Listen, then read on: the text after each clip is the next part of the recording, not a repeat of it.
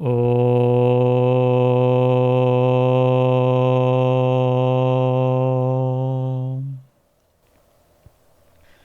Namaste to all. Welcome to the final talk in the talk series of leadership lessons from Rama.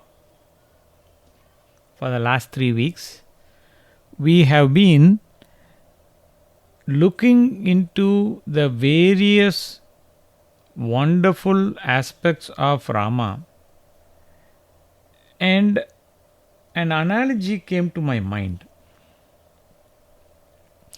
When Valmiki is telling that look at Rama in Balakanda, when Ayodhya Vasis are telling in Ayodhya Kanda, they seem to have the special power to look at Rama in his full splendor, and they are able to enjoy that. Even enemies on the opposite side, be it Shurpanaka or Maricha, Tara or Mandodari, they are able to appreciate Rama. But in Kali Yuga, we seem to have lost that ability a little bit.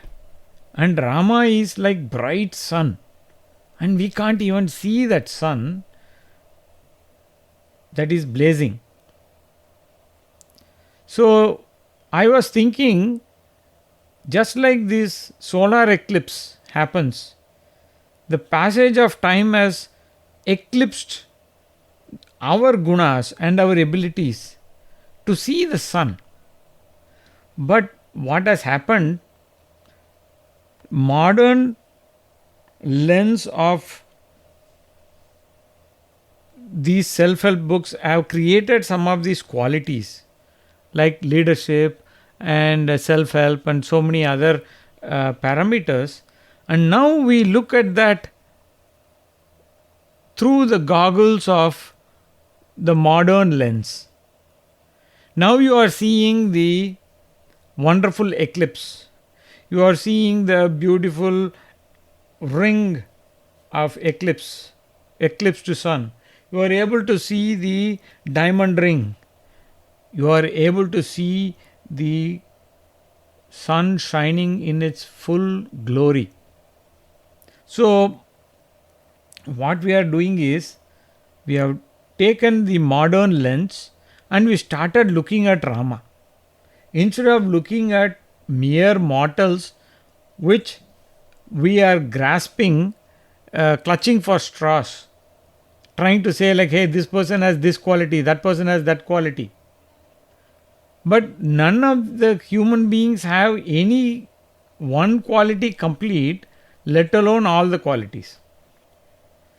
Like for example, we say like, look how Churchill was so adamant in fighting against Hitler.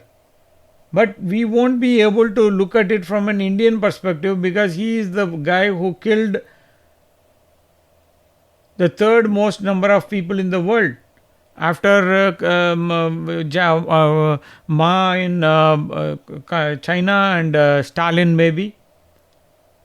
More than 4 million Bengalis, the Bengal famine was caused by that.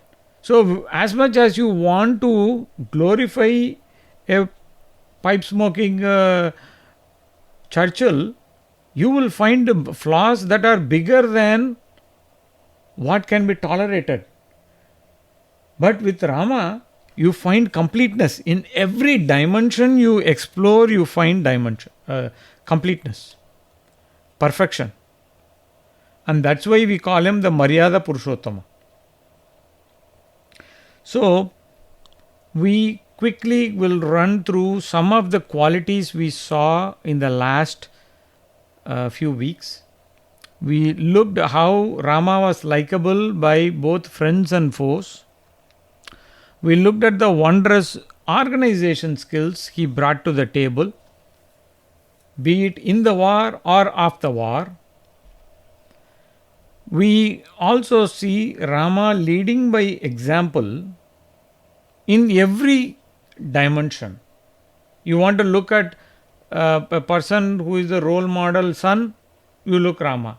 You want to look at role model husband, you look at Rama. You look at the role model brother, you look at Rama. Look at ruling, you still say Rama Rajya. There is no other comparison. So, leading by example, only Rama. Time management. Today in project handling, that's a very important dimension. But we saw how Rama was the expert. Of course, he is above time, he is Kala Tita, but he also handles all the projects and executes them on time.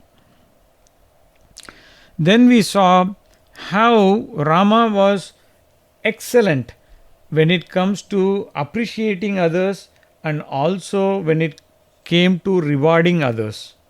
We saw a lot of examples. We saw how forgiveness is the very nature and the essence of Rama. Even Kakasura gets, the one who personally abused Sita, gets the forgiveness. So, forgiveness is another wonderful leadership quality we need to. Now, all these qualities we need to develop in ourselves. Instead of looking at Rama and saying that Rama did all these things, we have been looking at all these qualities and we are looking at Rama as an example, and then we turn around and we look at ourselves and say, yeah, I need those qualities. So that's what we have been doing for the last 3 weeks.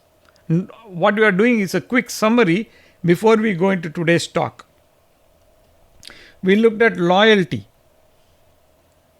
We looked at vision. How leaders cast a vision. Did Rama cast a vision? The proof of the thing is in the pudding, right? So, in Rama Rajya, everyone attained the highest Purushartha Moksha. What more proof you want? Everybody went to Vaikuntha. They broke the bondage of samsara. What more vision can you get? More than 100%, what can you get?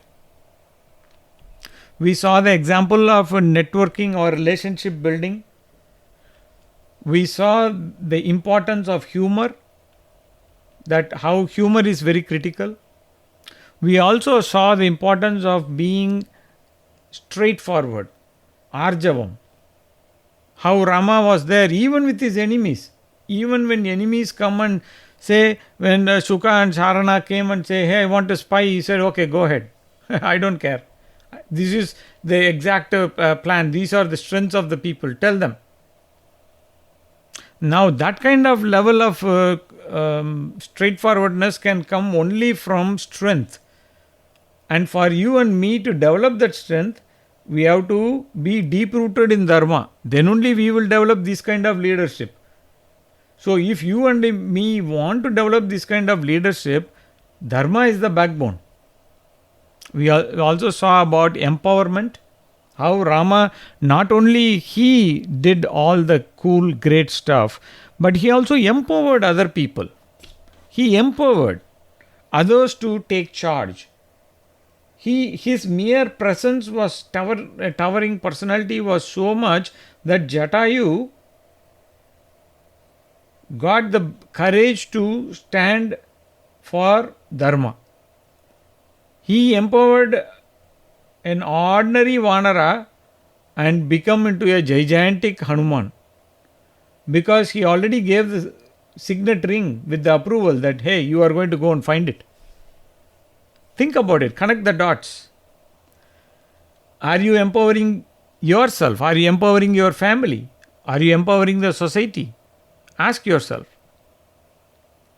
Courage.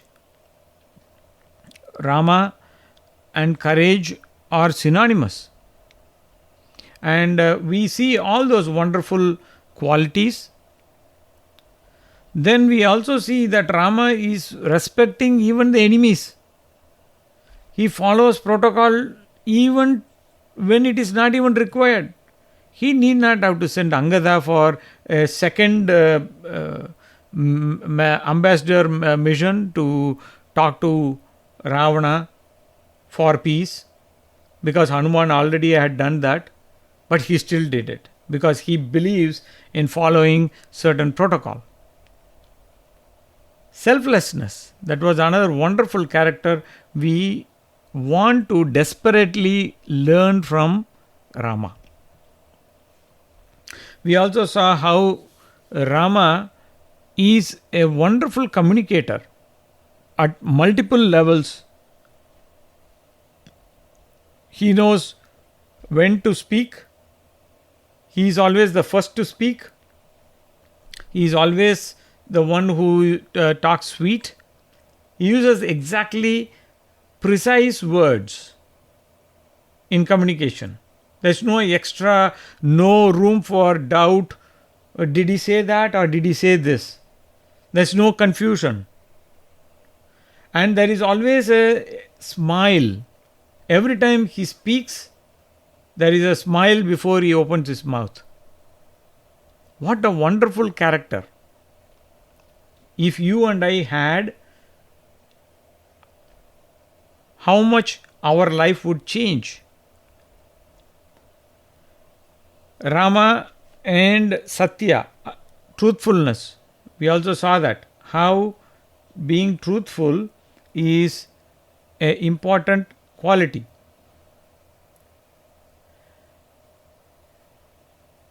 And listening to others. Listening to others is a very important quality. As a leader, what we need to keep in mind.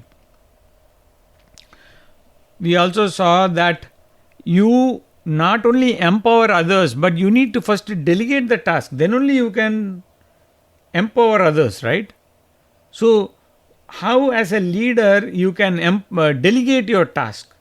As a manager, as a person who wants more things to get done. If everything has to be done by you, you have only so much amount of time. We saw humility. Despite all the greatness, how humble Rama was. How humble Rama was, you need to ask that question to all the rishis who know Rama the best. What an element of humility he brings to the table. We also saw the importance of Dharma as the standard. Now there is an interesting, this word standard is very interesting. It's actually a pun. Standard, one word means like the benchmark. Standard also means flag.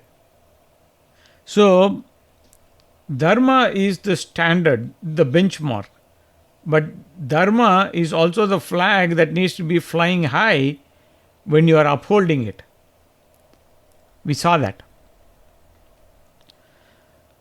I think we also looked at how empathy is very important as a leader and a leadership quality. And the last thing we saw last time was the ability to teach. If you are a leader, now you can say like, I am a single person, I am not married, I don't have the significant other, I am all by myself. That's fine. Leadership is not only for you running a country as a prime minister or a chief minister. Leadership is not just having a party and having some followers. Leadership is not only for a company CEO or a manager. See, leadership is also for you as a member of the family. Even though you may be just a son, your father and mother are expected to provide the leadership, it doesn't matter. You are the leader for yourself. And you provide leadership for yourself. When you provide leadership for yourself, then your standard goes up. And you are the engine that is pulling all the caboose behind. So, you be the change you want to see in the world, That's a very popular adage, right? Everybody must have heard that. Now, let's continue our conversation, our discussion, analysis into this week's talk. We have few more qualities which we can profit from, and let's look into that. So, one of the important things Rama stands for is fairness. Just because A is there, a particular relationship, B is there, a particular situation, it doesn't matter. He is fair. He is extremely fair to the level that today the same people who say I don't believe in Rama are the first one to say that he is so unfair to Sita. And the funny thing is, Sita never claimed that. If you have ever read Valmiki Ramayana, Sita never accuses Rama of being unfair. Because she understands, she understood where this divine couple had a very interesting quality. They don't have to communicate to each other to talk. Each one was rooted in the other person's welfare. So, fairness is something very central to Rama. Even when it was, say for example, indirectly alerting Vali. First time when Vali Sugriva were there fighting, Sugriva was beaten to a pulp. Within few hours, Rama and Lakshmana bandaged him and they sent him back again. That should have been, Tara is screaming at her lungs, not literally, but she is saying that don't go because there is a report that Rama is supporting. Second thing is, just ask common sense. Only few minutes ago this fellow was almost dead. What gives him the strength to come and challenge you again? You just died. Will you come back and challenge death again? So Rama is giving all opportunities to everyone. So even to Vali he gives a chance. Even to Vali he could have used a very powerful arrow and killed him in one shot, right? He killed him in one shot. He could have just used a more powerful arrow because the same arrow later he uses for Kumbhakarna. They are like mosquitoes touching an elephant. No impact. Same way when Shurpanaka came and attacked Sita, Rama's message was, hey, let her live. Because everybody, for her crime, if Lakshmana had killed or Rama had killed, it would have been fair enough. Nobody could have questioned anything because she is a Rakshasi. But Rama, same thing. He gives 2 chances for Maricha to reform. But sometimes, even if Bhagavan gives you and me a chance, what we think is, that's okay, that's all in the past.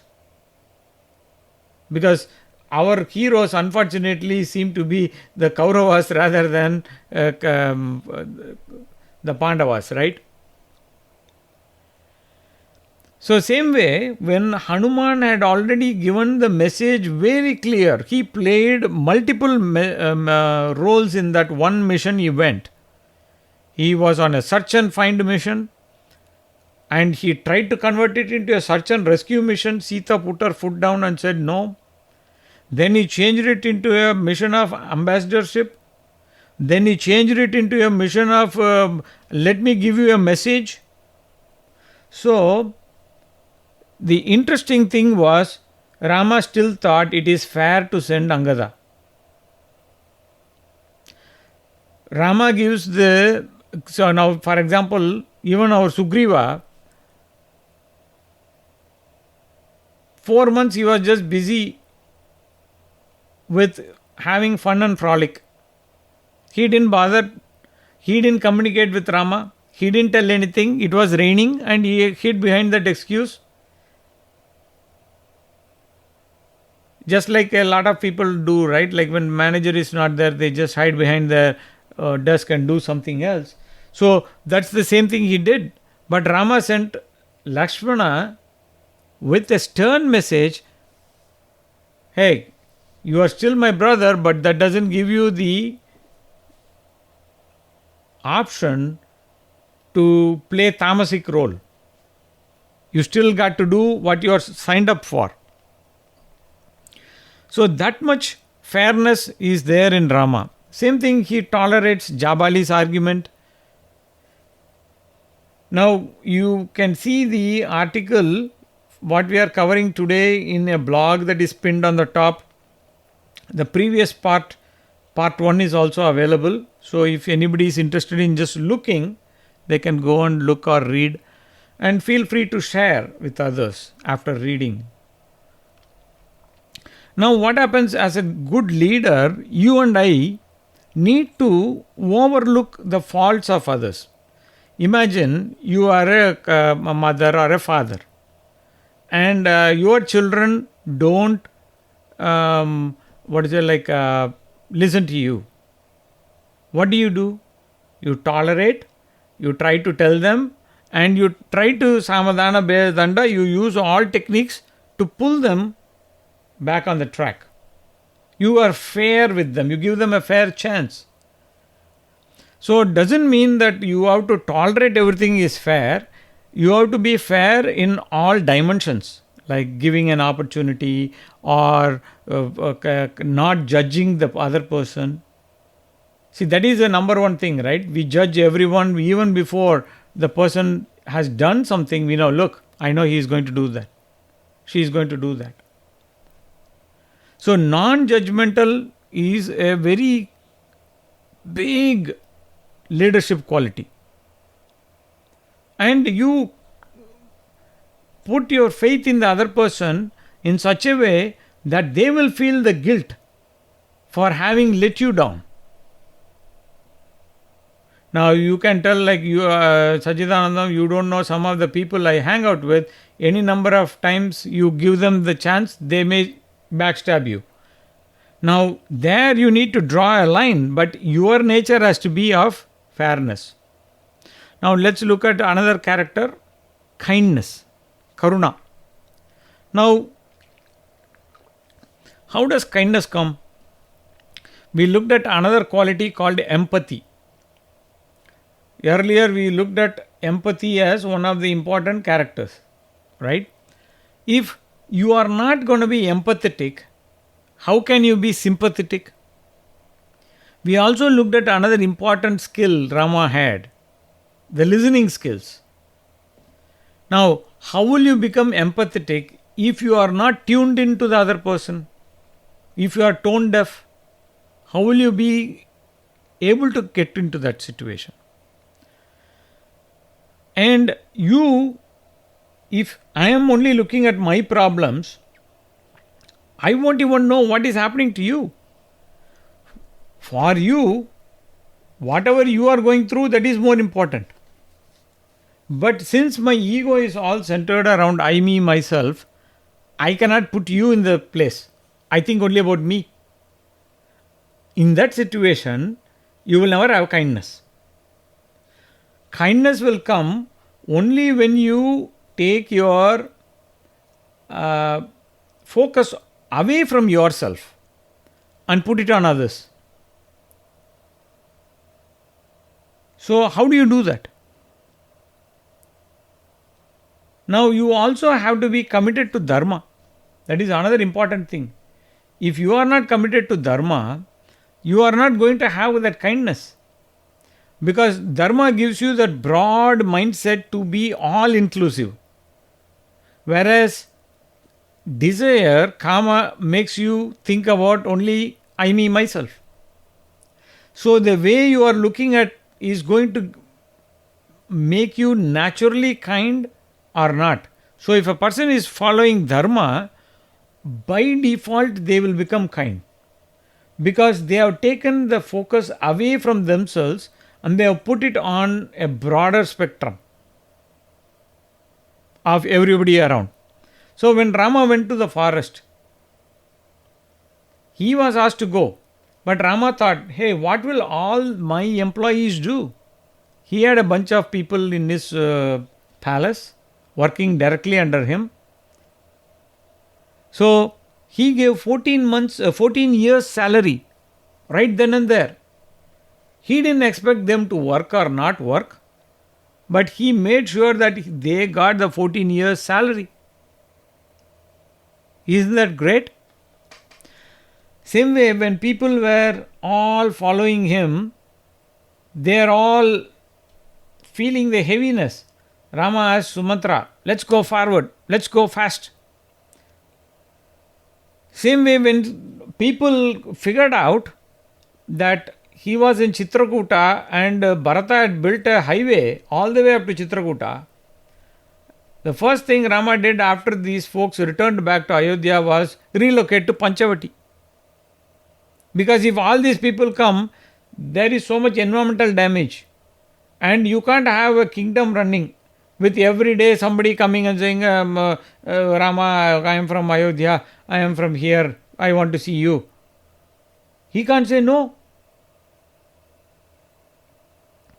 So understand that kindness.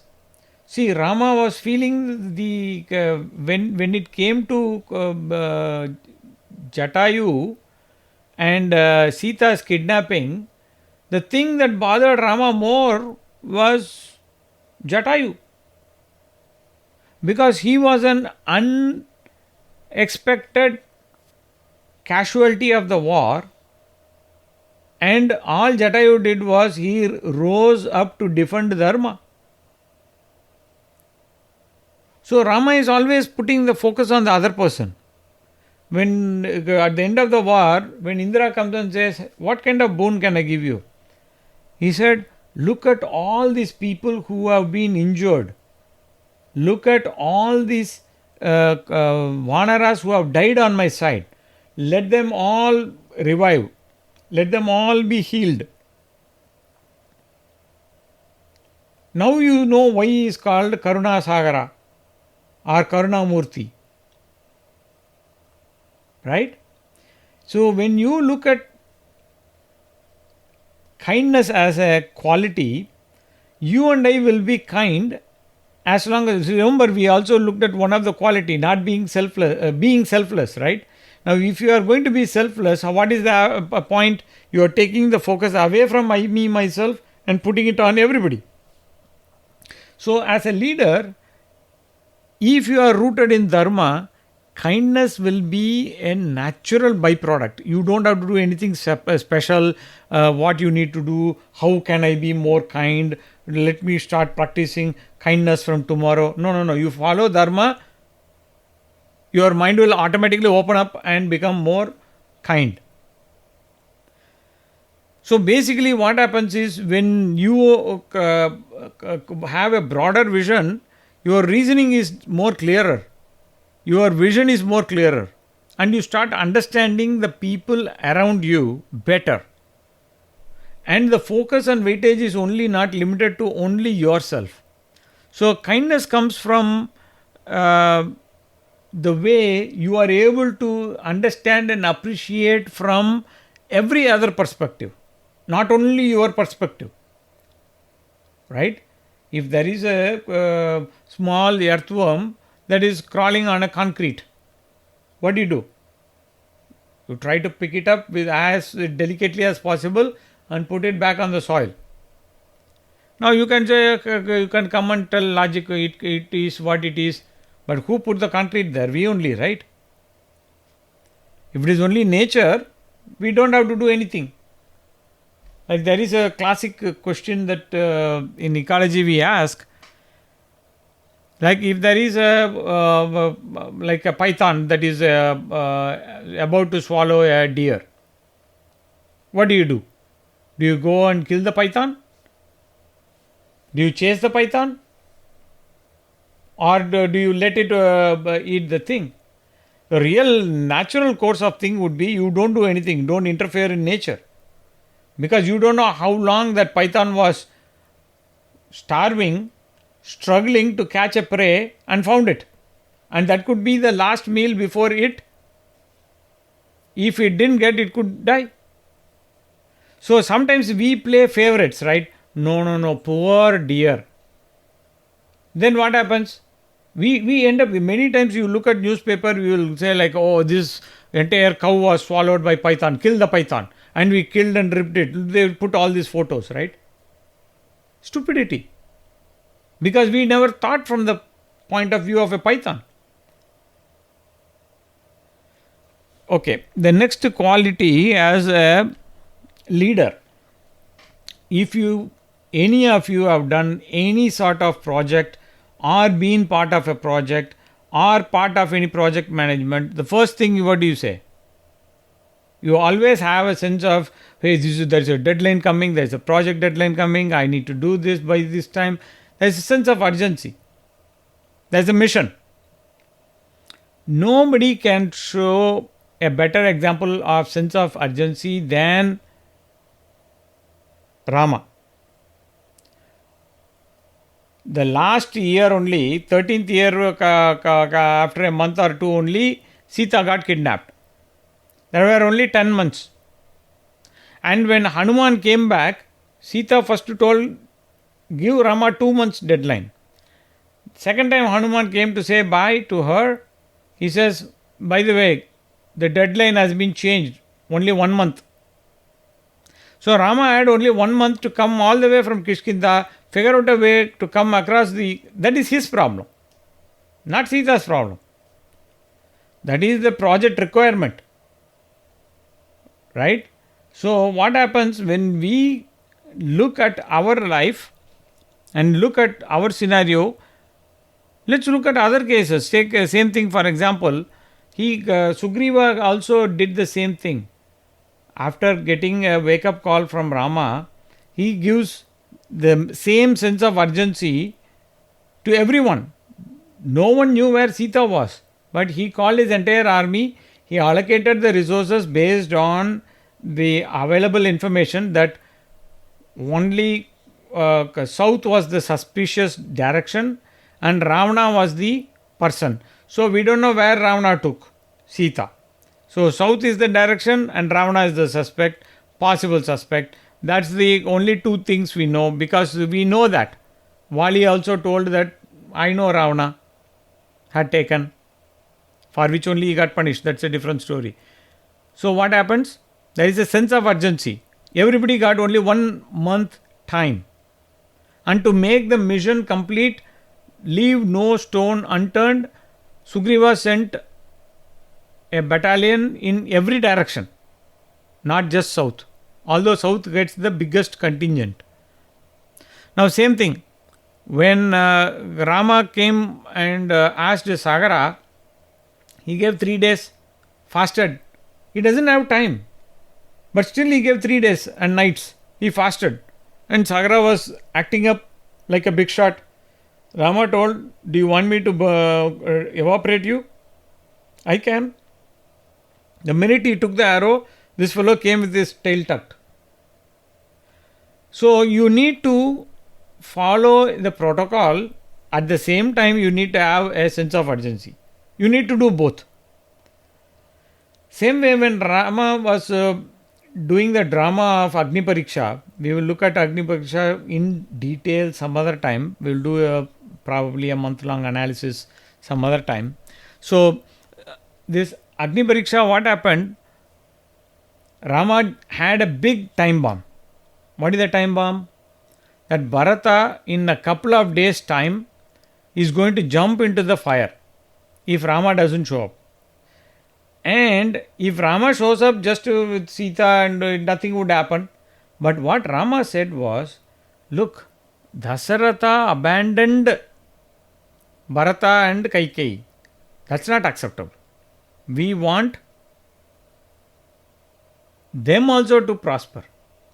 So what Rama did was, he wanted to force the situation, force the hand, and that is why he made sure that there is a sense of urgency, and to give the sense of urgency to the Devas, Brahmadi Devas, he did the drama of Agni Pariksha. So it is a question of like having the right methods and methodology for the situation. Now, how does it matter to us? See, the entire focus is all about how you and I can become leaders in our life. How do you and I? So, first thing is you have to understand in your own life. Just think, close for eyes for a second, unless you are driving, and think for a second how many projects you have in your life. At work, you may have 1 or 2 or 3, 4 projects depending on what your job is asking you. But apart from that, with your wife, for your household, for your children, you may have so many projects, right? So all projects you will have to handle. You only have to handle. You can't say like, okay, somebody, I'm too tired of my life, please handle. You can't do that. Your life you only have to handle. So all these projects are time sensitive. And what the leader does is share this sense of urgency. You are looking at your life, prioritizing the important projects based on what outcomes you are requiring, and you are having a sense of urgency. Now, sense of urgency should not be interpreted as the degree to which you are subjecting yourself to self-torture and say like, oh, I am putting myself under pressure. That is not what sense of urgency is. Sense of urgency means, let's say, for example, you may, let's take a ridiculous example, like a long term, right? Let's say that you are 50 years old. And let's say that you are planning to retire at 60 years. And you look at your portfolio, you don't have any money. You have not saved. That was never your goal till date. Just giving a theoretical idea. Now you suddenly are thinking about what are the projects that are time sensitive. Now you are thinking in 10 years time. No, it is not going to happen tomorrow. It is 10 years from now. Now what you do? You start planning yourself. Hey, I need to start saving for this. Can you save 100% of your salary towards that? You cannot. So what happens? You cast the projects based on the time. Now some projects may require more time. Some projects may require more attention. Some projects may require periodic monitoring, and you need to just check, okay, everything is going. So depending, as a leader, you look into your life and you start saying which are the things that are important. Ask yourself only one question. In your life, can you fool yourself into telling that death will not come tomorrow, this second?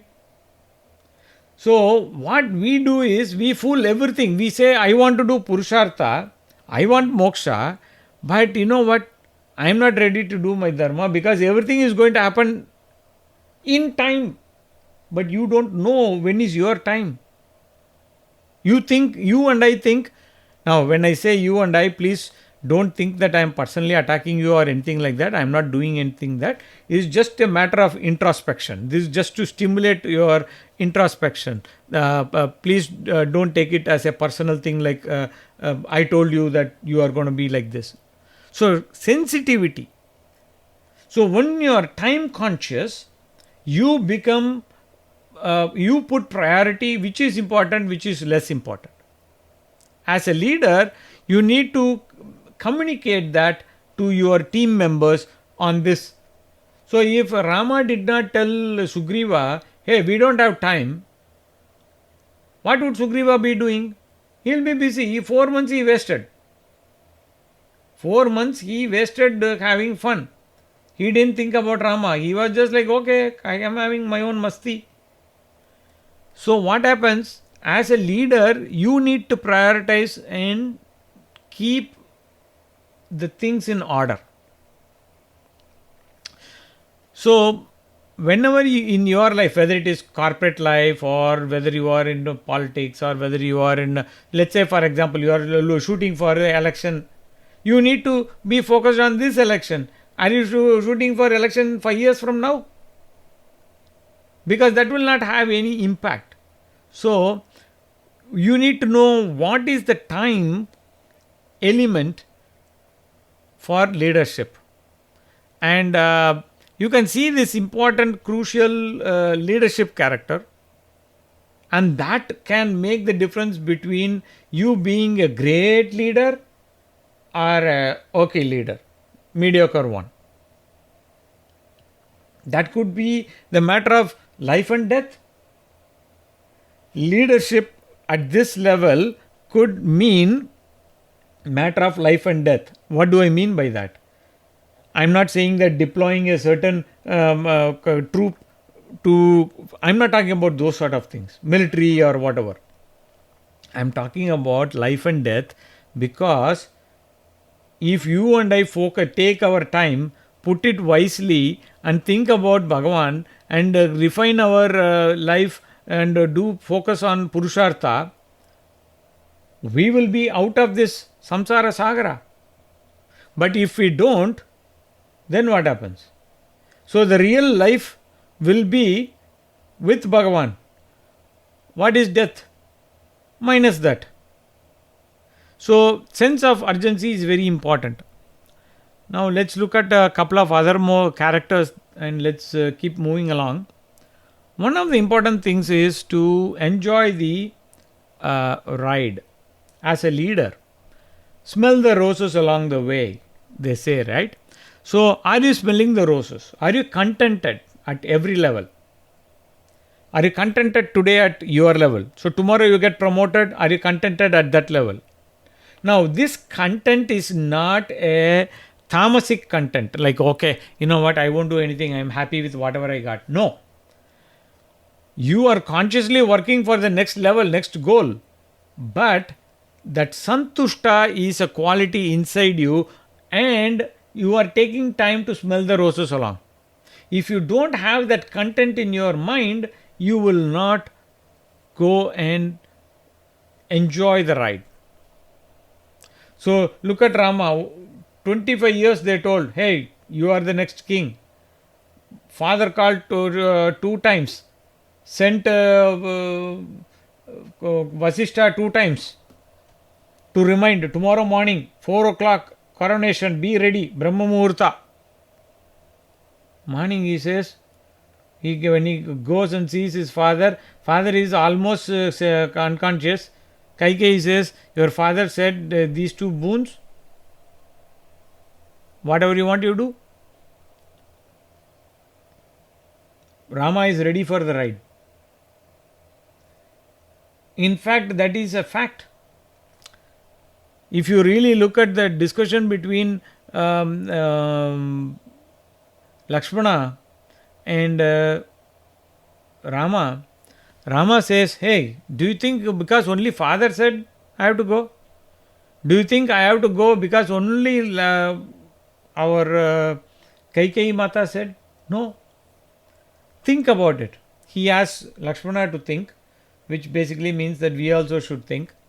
He says, look, there is some message, hidden message coming from beyond, from Daivam.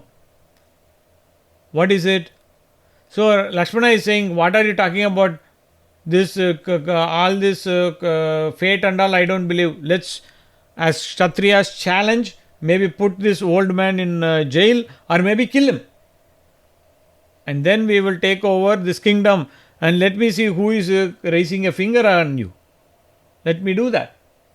But Rama says, look, I am supposed to be the king, undisputed. Everybody says you are the king. All the Janapadas want me as the king. And then, till yesterday, Kaikeyi Mata I didn't see any difference between Kaikeyi and Kausalya. Nor did Kausalya see any difference between Bharata and me. In fact, Kaikeyi is the one who is favoring Rama even more than Bharata sometimes. It's even recorded. So till date, that is the track record. Now overnight, if something is happening, what is happening? See, sometimes we also want to, like, okay, we want our children, you do, what do you want? Oh, he wants to do medicine, medicine, medicine. And then funny thing is, the guy can't clear the exam. Then what happens? We are still carrying that. Sometimes I have seen parents carrying that the guy is 40 years or 50 years. Oh, you know what? He had very smart brains. He didn't focus, otherwise he could have been a doctor. Arre? How old is this guy? He is ready to have a son who can go for medicine now. But that is what happens. We don't enjoy that ride. We are stuck on a particular level, and that is a very, very dangerous thing. So, the same way, if you go and look at the descriptions, how Rama was admiring Chitrakuta, or how he was admiring Panchavati, and how he was quick. He was the first one to settle in that place mentally. Even before the hut was constructed, he already figured out, okay, this is the place. Not only that, he transferred that thought process to both Lakshmana and Sita. What did Sita say? Wherever you are, that is my Ayodhya. And being by your side is Ayodhya for me. I don't care if it is forest, or for that matter, even if you take me to hell, I don't care. Naraka also doesn't bother me because of my attitude.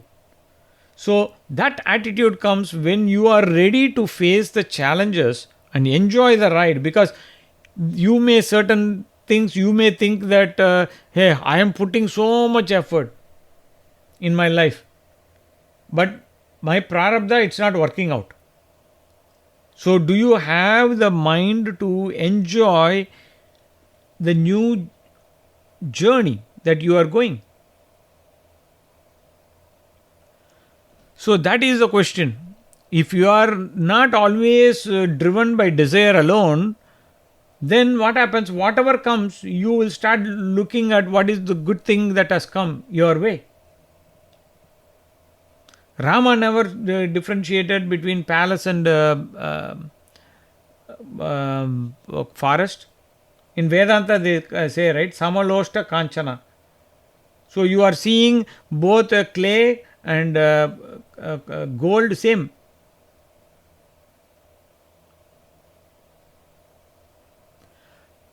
So you are not seeing anything different. Now, how will you not see anything different? Obviously, you don't have any bias.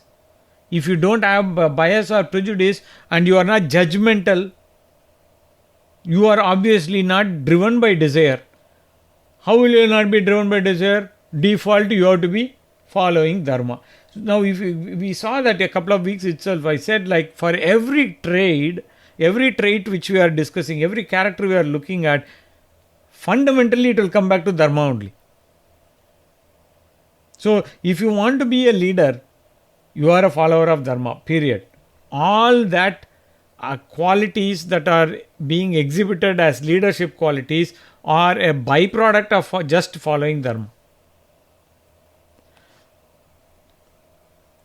Now, does that mean that you should not take the situation that is coming in your way as serious? So when Shurpanaka came threatening, Rama was not saying like, okay, I will enjoy the ride, let's see what happens. That's not what enjoying the ride means. Enjoying the ride doesn't mean you forsake dharma. You do whatever you want.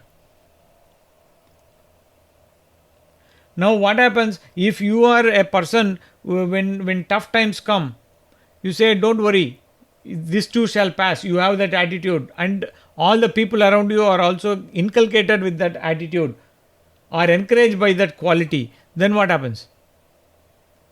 The same way, when you are going to say, like, maybe when tough things come, you come and lighten the moment by telling a joke or putting a pat on the shoulder and telling that, hey, we can do it together. Now what happens? That makes you not only a relatable leader, that also makes you a likable leader.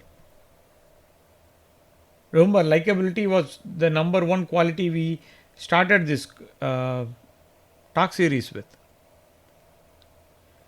So when you are going to be a relatable leader, what happens? Your influence, your level of influence is going to increase, isn't it? Okay, now let's look at patience as the next virtue. Obviously, Rama was extremely patient. So he would give the other person to build a case, explain their situation, understand where they are coming from, and then he will be grounded in Dharma. He is not going to compromise Dharma.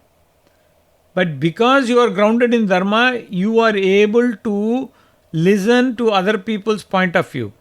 You have that as a part of your virtue. He didn't allow anybody to talk bad of Kaikeyi.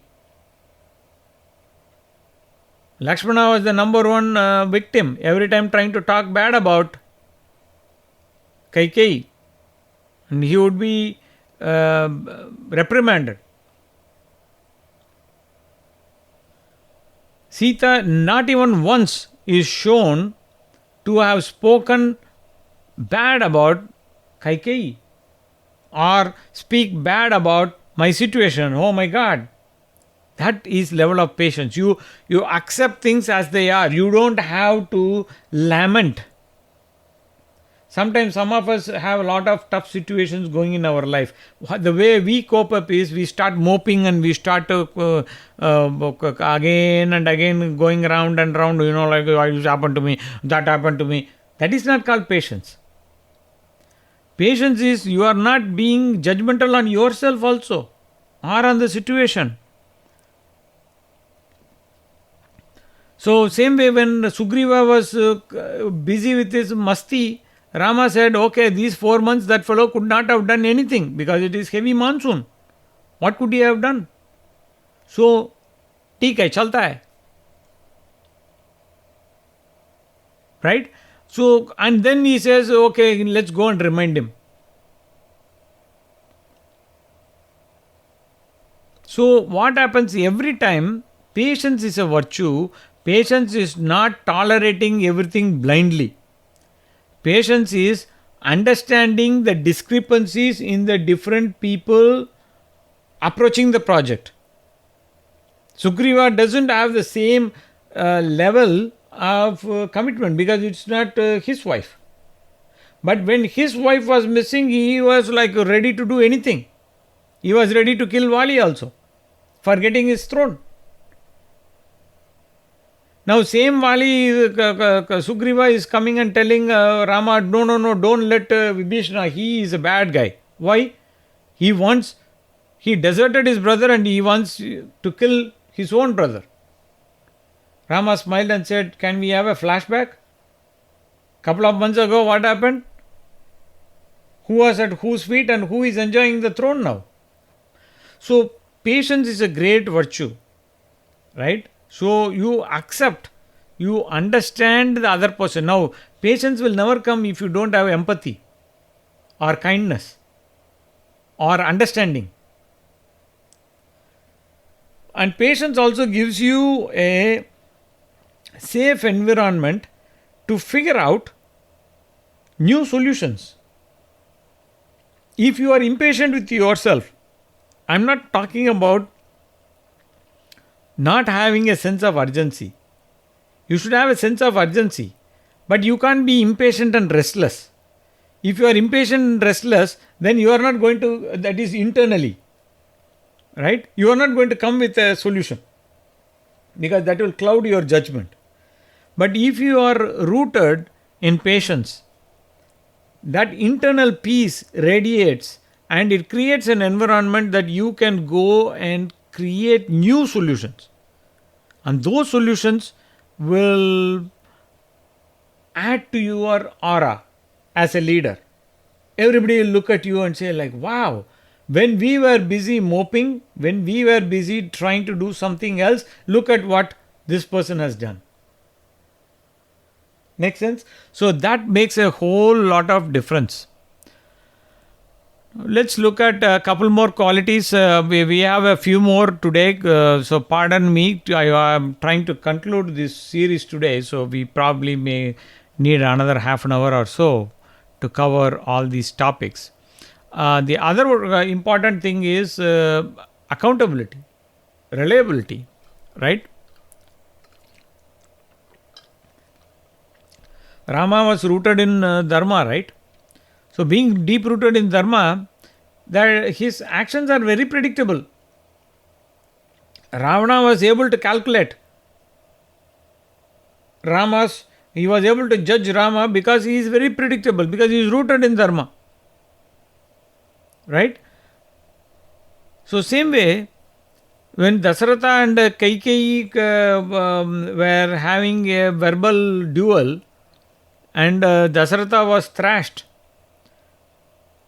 Rama was very predictable because Kaikeyi knew that Rama will uphold the boons even if Dasaratha is cat on the wall. That's why when Dasaratha was, all he could say was Rama and he fainted. He couldn't say anything. So Kaikeyi urgently says, your father and I had this argument and he gave me some boons. Now this is the situation. She immediately told. And Rama said, why did you waste those 2 boons?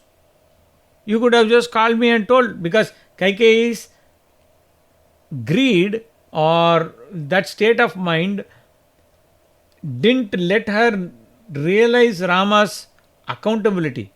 And Rama is so true. If Kaikeyi had called Rama privately and told, I want you to go to the forest, don't ask me any question, Rama would have gone. So the idea is, look at when Vishwamitra, Rama is a small boy, not even 16 years old, 15 years old. Rama is going to, Vishwamitra is asking, hey, you know what? Please send Rama with me. Accountability. Even at young age, that accountability. Right? Rama again and again says one thing. I am ready to sacrifice Sita also. I will even give up Lakshmana. But I will not give up Dharma. I will never give up Dharma. So that accountability and reliability is the core thing. See, when Vali was thinking from his point of view, drunk by the arrogance of having power and having the strength on his side, he got confused. But Rama was always steeped in Dharma. Right? So that is the essence. When Vibhishana comes for surrender, he accepts. Even ahead of time, he coronates him. Look at this. Look at what if Rama didn't win the war? You and I can think about it. Do a thought experiment. But Rama is not like that. Rama is accountable. He made things happen. Right? So, if you are a great leader, now look at this like this. How many of the politicians keep up their word? They put a manifesto. How many of them even bother about the manifesto till the next elections come? Especially the ones in power. Look at it. And we also are so idiotic. Our opposition in India is so puerile that they are, and worse than puerile, they are imbecile, that they don't understand that they can work on implementing their own manifesto also. Sitting in opposition they can, but they think without looting and getting a cut in the share, they can't do that. Who stopped them from taking those policies to the people and to the government and working along with government and doing that? But nobody thinks like that. So great leadership, now that is why we don't have great leaders in opposition. Great leadership will be defined as whether the person is accountable or not. If a person is not reliable, they will never be, even though their situation is sitting in a very big position. An unreliable person cannot be counted upon. You will lose the ability to be a leader. There is one leader, I don't want to name his name. When India bought some planes, he cooked up some lies. And the court told, stop telling lies. Still the person goes and tells lies. Now, for people who are dharmic people, what will be they thinking? They'll think like this person can't speak lies, he is 4 donkey years. So, leadership is dependability. So, if you want to be a leader, you think that you are a leader for your family, leader for your society, leader for yourself, then are you dependable? That is the question. Can you count on yourself, or will you back out yourself? That is the question. Related to this topic is also integrity, right? Now the funny thing is, what is integrity? The ability to follow dharma. As simple as that. In our understanding, if you look at it, ability to follow, adhere to dharma is integrity. Now, who is the best person you know who is a person of integrity? Of course, Rama. Ramo Vigrahavan Dharma, right? So, lots and lots of examples are there to highlight Rama's integrity. But the key takeaway for you and me is whether Rama was always adhering to Dharma or not. If the question comes, answer is always yes. So, if you want to become a person of integrity, all you have to do is follow Dharma. You want to commit yourself to values, morals, character, right? When you do that, you amplify the message and your internal composition, your gunas change. The more you and I strive to be following Dharma, the more naturally we will become a person of integrity. Was Harichandra a person of integrity? Of course. He was upholding Satya. Was Rama a person of integrity? Of course. Even at a personal cost, he was always upholding integrity. So, leadership today, what we think is positional leadership is all these petty-minded people are after. But real leadership is without the integrity. If you see that, there will be a spectacular collapse. For maybe 5 years, 10 years, you may be sitting on the top. But there will be a spectacular collapse after some time. You will find all these people who were like caught in some scam 5 years, 10 years, 15 years later. Right? If the path is clear, there should be no taint in you. Right? So what happens? The people who follow the adharmic path will end up with those kind of bad consequences. If you are on the path of dharma, your character is going to be spotless, and that integrity will exude, and that will be a facet of your leadership, a quality of your leadership. What we have been doing is we have been analyzing how to develop leadership in us, and we have been looking at Rama as a case study so that we put the reflection back on us, so that we want to develop those qualities. The focus is again us. The other thing is important quality as a leader is decision making skill. How quick, how firm, how correctly, how accurately you are making a decision, and how you are arriving at the decision. All are very important. Are you doing like Xi Jinping? I make my decision on my own. That is why he has become the emperor of China. Because nobody else has to tell him. If they tell anything against his wish, their life gets terminated. Right? So, what happens? You make the naked emperor kind of scenario. So, same way, what happens? Rama is telling us so many examples how he arrives at this. He is rooted in Dharma. First thing is that, right? But apart from that, he also has good listening skills. And not only that, he goes and listens not only to any Tom, Dick, and Harry, he goes and listens to rishis who are his advisors. And then those rishis are also rishis because of their guna and karma, right? Not because somebody titled, just because his last name is Sunak, he didn't become a rishi. Right? So, you have to understand that these are the intrinsic qualities that are seeping out, and Rama is looking to those kind of people for his guidance.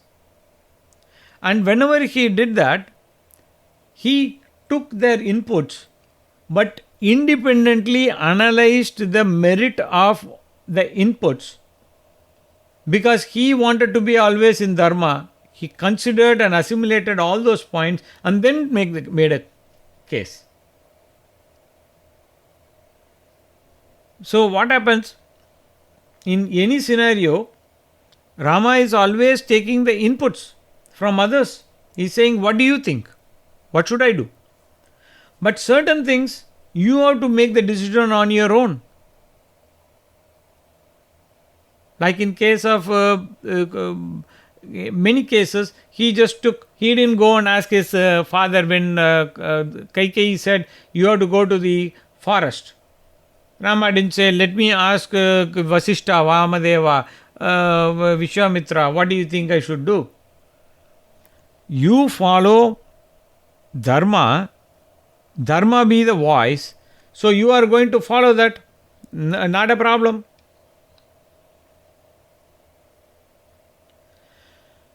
So, the satsanga is going to help you to keep your thoughts elevated at all times. And the satsanga is going to help you to follow Dharma and express Dharma and arrive at correct decisions. Now, if you are going to be following, say, let's say that you are following Dharma of your office. Now, you are having the satsanga of all your team managers, your team and whatnot. Now, you are going to make a decision based on the right thing. For example, the Prime Minister as a cabinet, Chief Minister as a cabinet. And not only that, there are so many IAS officers who collect the data, they process, they give it. Now, if that fellow is giving wrong data, then what happens? How will you be protected? You will be protected if you are rooted in Dharma, because you will be able to see what is right and wrong. So, for you to make a good decision, you need to uphold Dharma, you need to follow Dharma. Then, apart from that, you need to have the satsanga of the right people around you in whichever environment and context you are talking about. And then, with all that inputs, you will be easily able to come to a right conclusion. Now, take case of Rama. Rama and Bharata had a literal verbal battle. A dharmic verbal battle which all the devas also were wanting to listen. Look at, we have been, I don't know how many of you have been reading the article series of Bharata's imprecations. I have finished 3 parts and the final part is coming up. So, even while cursing himself in abject misery and dejection, the Bharata is only upholding dharma. That's what we conclude. That's what we understand. Now, here is the point.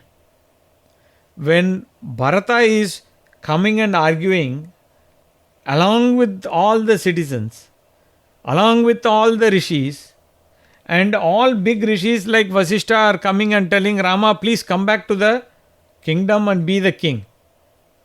Rama is saying, nothing doing. Now I just told you that decision making skill gets enhanced by satsanga. But at the same time, decision making skill also is not contingent upon only satsanga, because dharma is beyond that also. So, those two elements are beautifully brought out by Rama. Now, let's come back to our life. What do you and I need? You and I need both dharma, observance, and satsanga. Now, satsanga means, suppose I want to learn coding. Let's say I want to learn Python coding. What is my satsanga? Not all my friends who are into accounting. I need to hang with people who know coding. Then I can learn from them. Right? So the thing is that satsanga doesn't mean only in spiritual context. Satsanga means a subject matter expertise in our. But as we have been seeing throughout this leadership series, this is the final part in this 4-part series, and the earlier talks are also available for those who are interested. You can go and look in the room, that all the old chats are also available.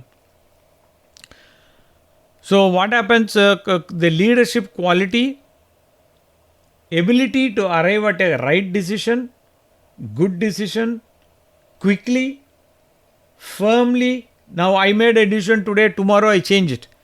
That's not what I call good decision. Good decision is you think through, but don't take your own time. Don't take like, let's say that if Pakistan is attacking like in 1971, don't say like, okay, I'll think through for 2 weeks. Because half of Punjab and Rajasthan would have fallen away if the government didn't act and give the message to the military to retaliate. Right? Because military cannot act on their own, at least in India. So the hallmark of a good leader is all these elements: arriving at a good decision, firm decision, right decision, and a clear path, that vision. Remember, we spoke of vision also. Right? All these things make a good leadership. The next quality, we have few more left in this different quality series, leadership qualities. One is equanimity. We already saw that Samaloshta Kanchana, right? Like we are talking about equal vision, equal mind. See, treating everything with respect, treating everything with the right thought process. You are not favoring one over the other. You are not saying this person over that person. Everybody is treated. That is the essence of Ramarajya, right? That everybody is treated. How do you know Ramarajya was real? Everybody went to moksha. There were no people for Lava and Kusha to rule after Rama left. They had to go and collect good people from other kingdoms to start their own kingdom. Can you imagine? So, when you are grounded in that vision, now there are these other religions, these desert religions have a problem, right? Oh, this person is homophobic, this person is that phobic, this phobic.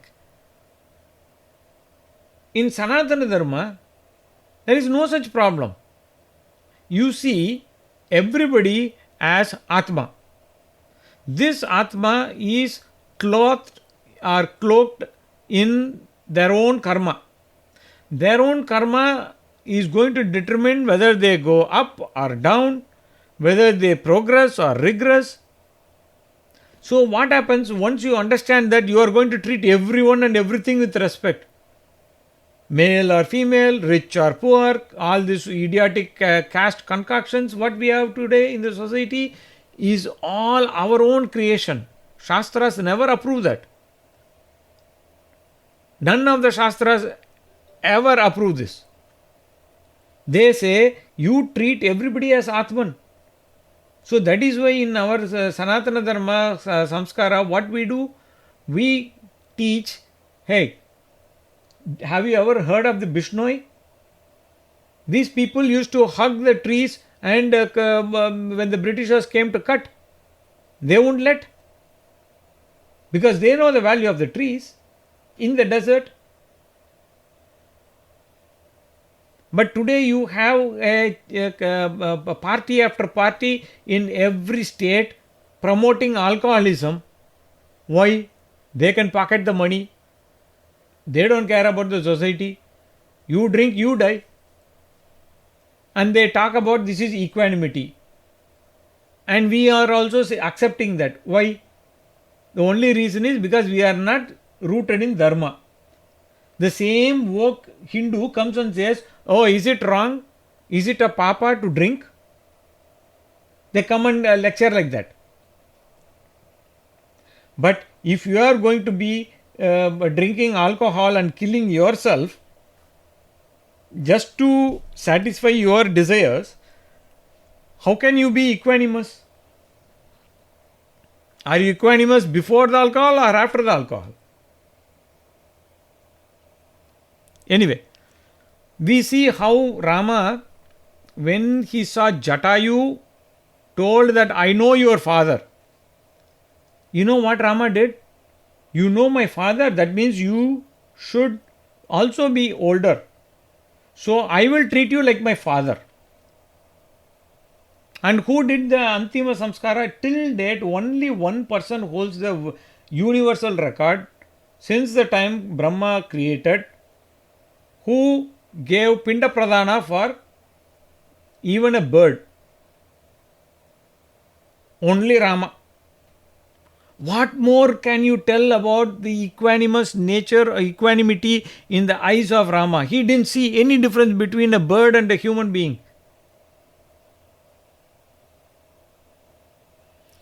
Look at this. Kabanda was because of his Shapa Vasha, he was taking a Asuric form and he was ready to kill Rama and Lakshmana.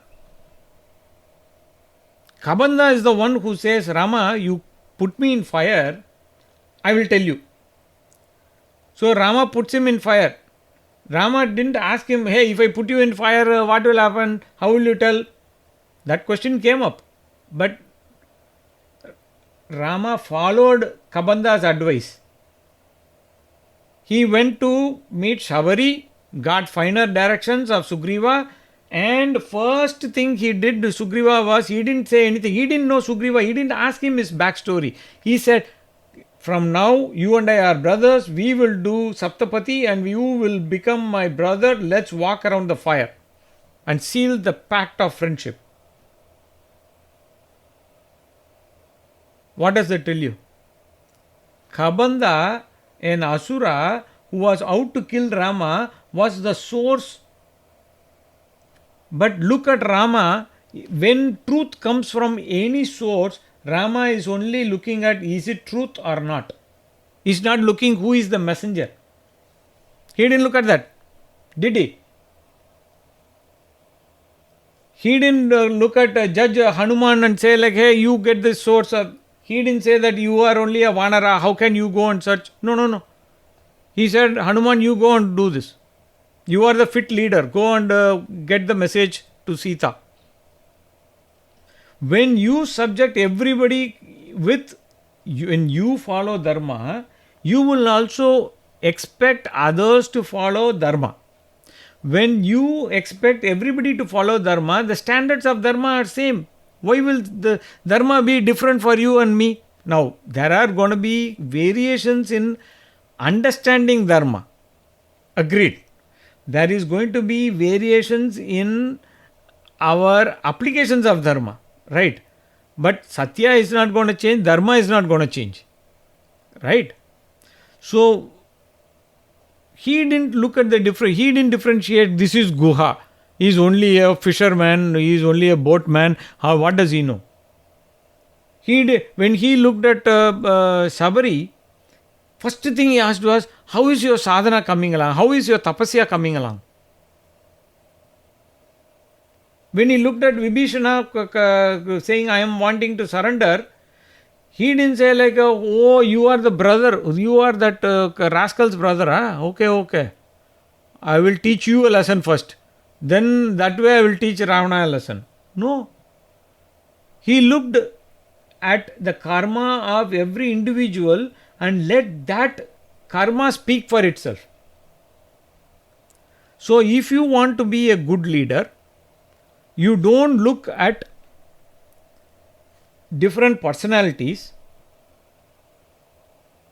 What you do is you judge them by the merit, not by their rank or position. If you have a person who is a janitor in your company, if he is doing a wonderful janitor job, are you still human enough to put your hand on his shoulder and say, thank you for keeping everything clean? If you have a typist or if you have a receptionist, they are just a fixture for you because you are a top dog, you are a manager, you are the suited booted guy. Are you courteous enough to treat them with respect equally? Now, you don't have to go and become pally with them, but are you able to treat them with respect? That equanimity, is it there? So, a leader is great only when you treat the rank and file the same level of respect, same level of love.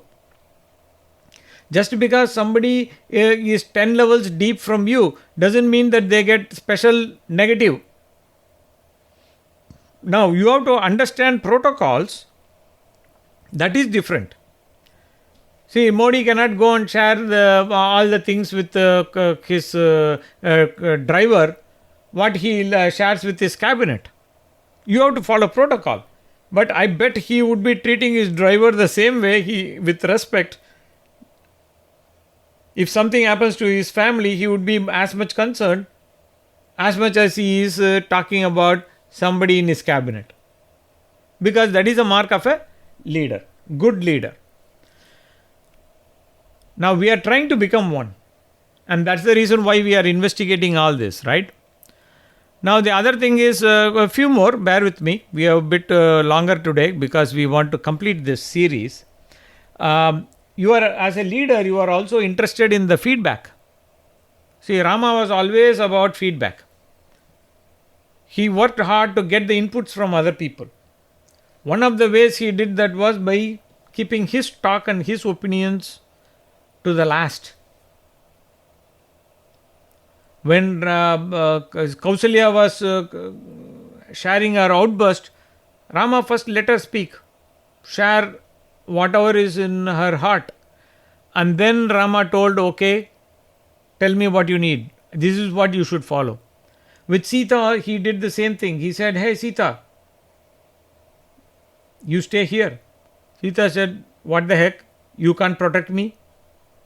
Did my father get tricked by getting married to a woman in man's disguise? That's what she asked.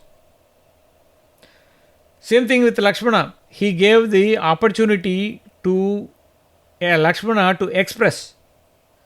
So, if you can't be an authoritarian leader by saying, everybody should listen to me, shut up here. So, you are going to solicit the feedback. Now, at the end of the talk, what do we do? Every talk, please come up, share your thoughts. If you like, you don't like, whatever it is, please come and share. We have the opportunity built in every talk. Right now it is a monologue because I am the only one talking. But at the end of it, we always solicit feedback. So why is the feedback important? Because different people come from different dharma perspectives. And as a leader, it is remember, the leader has to cast the vision, the leader has to give the correction, to give that. So you need to be in a position to give that. So same thing when Jabali was coming and arguing, Bharata was coming and arguing, Rama said, okay, and he gave feedback. While he was cursing Rama, you did this, Rama, you killed me, there was a counter. Not only that, even the dying words of Jatayu, first thought of Rama was Jatayu was the one who killed Sita. So he was ready to put an arrow into Jatayu, and then he saw this bird was already dying. So then he lowered the arrow and he said, like, what is happening? Because he did not know in a jungle who is real, who is not. You could be trustworthy for several years, but you could put the dagger on your side, right? That's the world we live in, even in Treta Yuga. So Rama was a master listener, so you are always interested in feedback. You are always interested in the same way when Rama didn't say, hey, build the bridge. He didn't say, come on, let's do this. But there is a time when he does that. When he marshaled his army, he didn't say like, oh, what are you guys thinking? Tell me the feedback. No. There is a time for feedback. There is a time for action. In Vibhishana Saranagati, Rama wanted Vibhishana's position to be very clear. Sugriva's understanding to be 100%. So he takes the time to tell him a monkey story, pigeon story, all sorts of story, and then show him the mirror, and then tell him, look, we have to accept Vibhishana because that is dharma, that is Saranagata dharma, that is the highest dharma you and I can follow. So, same thing. The same reason why he sent Angada, because he was not convinced that Hanuman gave the message, but it didn't deliver into Ravana's head. So let's try again. Right? Even Ravana, when he came for battle, first day he was beaten black and blue, and he said, "Go today, come back, we will fight tomorrow." So that feedback is crucial, especially for leadership. Let's say you have a project deadline for 1 year. Now 2 months have passed. You have not done anything. 6 months have passed. You have done nothing. 8 months have passed. You've done nothing. 12 months have passed. And then suddenly you wake up and say, what happened to the project? Oh, nothing happened.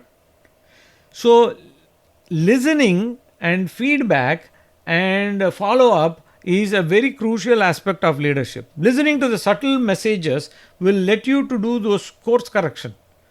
Should I make a U-turn? Should I take left? Should I make right? And also, listening is like, it will let you to put yourself back on the path of dharma again. Have I fallen off? Can I put myself back? When you have a plane, let's say, that is flying from Delhi to New York, for example, do you know that 99.9% of the time the plane is not going on target? It is continuously making those small corrections, GPS corrections, trying to align itself back. If it attempted to go 100% on target, it will never. But it is every time it is, every mile it is flying, it is trying to come back to the same path. So that feedback is very critical. So let's look at another quality of a leader, being self-reliant and confidence. What is the slogan of India right now? Atmanirbharta. So you have to be self-reliant. If you want to be a leader, if India has to become a leader among the world stage, we have to have that self-confidence, self-reliance, and both has to go hand in hand. Now, Rama was grounded in dharma, so he was always grounded in his strength.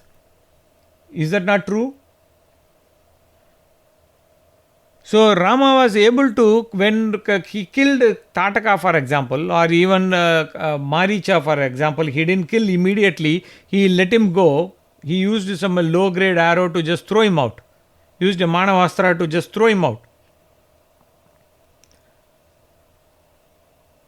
He was very assured in his strength. He was very measured in his approach. He could have taken the most potent weapon he had and he could have killed Tataka, for example, right away. One arrow, done, boom. But he was the master at asserting his confidence in his own strength. Same thing with Wali also. He used a low grade arrow. Why? Because he wanted to cleanse Wali of all the negative thoughts in his head. But when it came to Kara, for example, Kara and Dushana, he asked Lakshmana to take care of Sita in a cave, and he went and decimated this 14,000 Rakshasas in hour and a half. Something unthinkable. Unthinkable for even Ravana. Right? So same way, when Ravana also has this kind of like continuous waves of his Molabala Sainya keeps coming again and again, look what Rama does. Ravana is hit, made unconscious, so his Sarathi takes his chariot away, and when Ravana wakes up, he is so angry that he would be deemed as a coward by the opponent. So the Sarathi says, no, no, no. I wanted you to recover, then we will go back. I am here to protect you. This is my dharma to protect you. So it is all about each other. The charioteer and the Ravana were focused on strengthening each other's ego only. What did Rama do? At that time, Rama was listening to Agastya Muni for Aditya Hridayam. And he was understanding what is the real power, what is the real source of strength. Now, who needs to teach Paramatma? But even Rama, at the time of distress, is reiterating his strength by listening to Aditya Hridayam. What you and I are doing? How Satsanga will reiterate your strength, keep your battery charged. Right? When Rama wanted to cross to Lanka, he didn't call, hello, this is 911 call for Bharata. Please send all the reserve troops in Ayodhya because I need to fight and find my wife. No. He built his own reserves. He built his own reserves. That is a person of confidence, self-reliance. And you will be self-reliant only if you follow Dharma. Because if you follow Adharma, that Adharma only will come back and it will topple you. So, if you want to be a leader, self-reliance and confidence are important qualities. Now, you can't be a self-reliant person if you follow Adharma, if you are telling lies.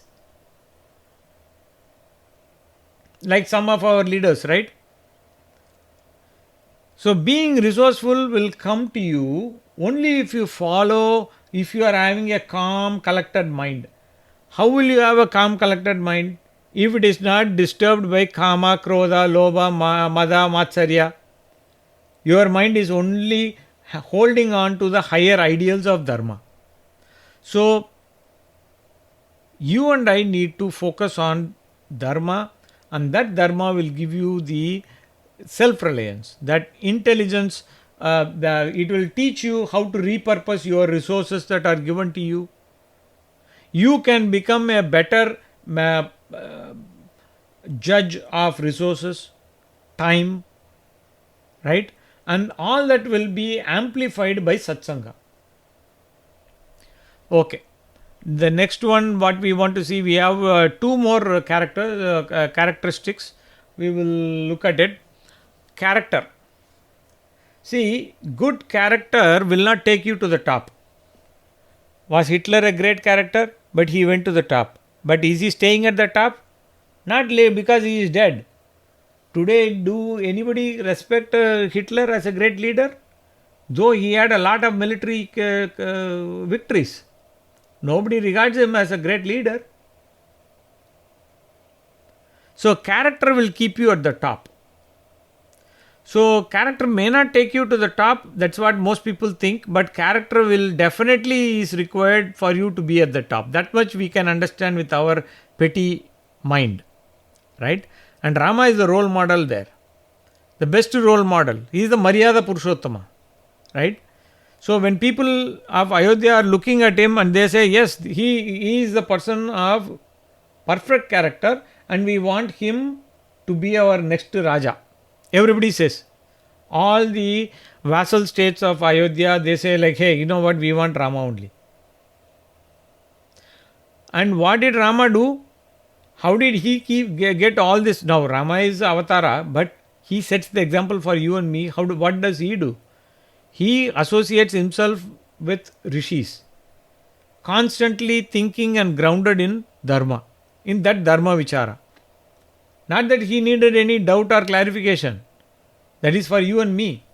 So whatever role he played to the perfection. Be it son, father, husband, brother, ruler, friend, whatever, right? Even enemy, right?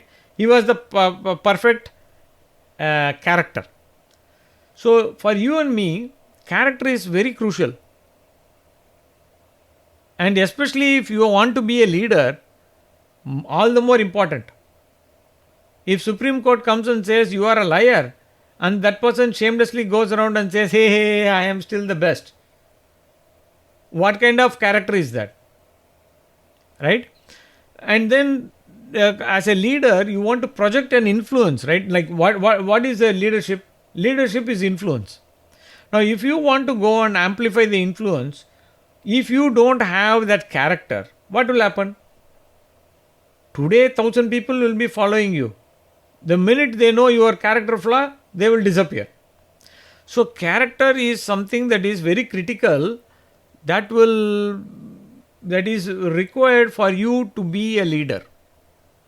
That gives you the staying power as a leader. The last character we want to look at, this is not in the modern prism. So far what we have been doing is, we have been using the modern lens of leadership to look at Rama, to analyze his leadership qualities, and then we turn it back and we have been looking at ourselves and see how we can improve. This is what we have been doing. But there is one thing which your self-help book will not give you. What is that? Commitment to Shastras. Right? Commitment to Shastras will not be told outside the Western prism, modern prism will not tell you. We already saw that multiple times that Rama was always engaged in discussions with rishis, listening to them, imbibing their knowledge, right? If one day maybe we will, if we have Rama's grace and time, we will probably look at the list of all the rishis. Long list from Balakanda to Uttarakanda, the list is so big. And each rishi, there are some rishis who come briefly, 1 act, 2 act, 1 scene, 2 scene. And there are some rishis who come repeatedly, like Agastya Muni. Critical time, he comes and gives multiple pieces of information.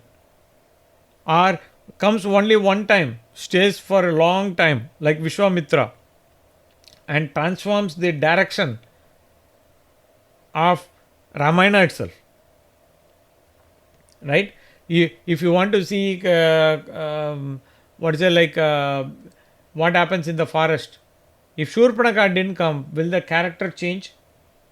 Same way, if Vishwamitra didn't come, will the tone and tenor of Balakanda change? He is the one who makes it happen.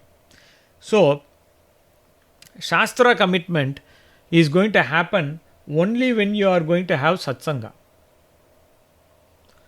And Rama was always like, everybody is knowing that. Say, for example, Yoga Vasishta is there. That's another interesting book, not in Ramayana, but it's by the same author, Valmiki. We see that wisdom. Where does Rama get all this cutting edge dharmic thoughts? Because he has this strong connection to Shastras. And through many roots of the rishis, he has been sipping that wisdom. So to have that dharma connection, You need to have satsanga. But we are living in the age of these new age Babas who say you don't need all these shastras. Only yoga, I will only teach you. I am the new age Baba, inner engineering, outer this thing, convection, radiation, all these words they use, and then what happens? Your brain gets deep fried. If a new age Baba comes and says, you don't need Shastras, what Shastras tell is nothing, only a personal experience, it may sound so grand. But how did that person get that knowledge? And that is where the selfishness of all these ashram running Babas come. They are so focused on your pocket that they forgot the real wisdom that they claim that they have got. Wisdom comes only by associating with all the ancient Rishi Parampara. Wisdom comes only by associating with the plethora of books which we have gotten from them through Itihasas, Puranas, Upanishads, Gitas, Vedas. So many other texts, so many Acharyas have written so many commentaries. Were they all idiots to just write and just drop it there? Are we the idiots who think that, okay, I will follow this Dadiwala and he says you don't need it? Look at the millions of sadhakas throughout thousands of years who have been benefited throughout the length and breadth of Bharatavarsha. And look at this fan following of one guy who has like 10 lakh people followers. Will the 10 lakh people even give any proof after the lifetime? After this Dadiwala goes, kicks the bucket? But Shastras have, Shastras will continue to give that wisdom. This Dadiwala's cult will disappear. Just like one another million cults that have come and gone. So, you and I need that Shastra commitment. And that is another message that is not told as a separate thing. But since we are talking about leadership and leadership in the eyes of Dharma, this should be the foundational one. And where do you get Satsanga? Satsanga, you talk about Sat. And how do you know what is Sat and Asat? Only Dharma Shastras will teach you. So Ramayana is a Dharma Shastra. Mahabharatam is a Dharma Shastra. Only they will teach you what is good, what is bad. Not Dadiwala cult. Not the book some Dadiwala writes and misinterprets some things. After abusing Rama and Krishna, the same guy does a song and dance number. And says, no, Rama is this is... So that is the shallowness of today's New Age Babas. So if you don't want to fall victim, the only thing you can do is commitment to Shastras. Now, what we have been doing for the last 4 weeks has come to a glorious end. We have been singing the Aganita Gunagala Bhushita Ram, the infinite wondrous Kalyana Gunas of Ram. But we have been looking through the modern prism of leadership. And we found that he is the only person where any quality you put, he is the only one having that qualities. So, we look at Rama as the ideal example, but that is only one part of the story. The story becomes complete only when you start making a resolution to put all these qualities in your life. Now, you and I may never get 100% even in one quality, let alone all the qualities. But you and I need to focus on attempting those small steps. And you may not be the leader of anybody. You may be all by yourself. That doesn't matter. You and I need to understand we are leading ourselves. We are leading ourselves. We are leading our family. We are leading society indirectly. We may not have to go and knock on our neighbor and say, I am following Dharma, I am following Satya, I am a great guy. No. The fragrance of Dharma observance will be evident to everyone just by your example. Nobody has to come and knock on your doors and sit and watch you. That is the beauty. So, all these qualities we saw. You folks who have not listened to the last 3 talks, you can go and listen to them. They are already on the replay list. You can also go to Sanatanam Arivom, the name of the house, in YouTube channel. The old talks are all posted, so you could go and listen to that also. You could also follow the blog, and you could get the same content or similar content for you to ponder. Part 1 and part 2 talks are also available. With that, let's take a moment to thank Sri Ram for not only setting the bar so high, but giving us such a wonderful, relatable example for us to follow. So, all you have to do is follow Ram, follow Ramayana. That is what Ramayana is for. Ramayana. It is not only path of Rama, it is also the path of you, me, for all the people for thousands of years to come, and all the years since Rama, he has been the example. So, that example or that role model is the path we need to follow, and only by associating ourselves with the Dharma Shastras, Itihasa Puranas, that kind of satsanga, we will be able to achieve that. May you all be leaders in your own right. May you all be deep rooted in Dharma. May your example in Dharma observance inspire many hundreds, thousands, and millions. May Dharma cherish and flourish everywhere. Jai Shri Ram, Jai Shri Krishna, Har Har Mahadev, Vande Mataram.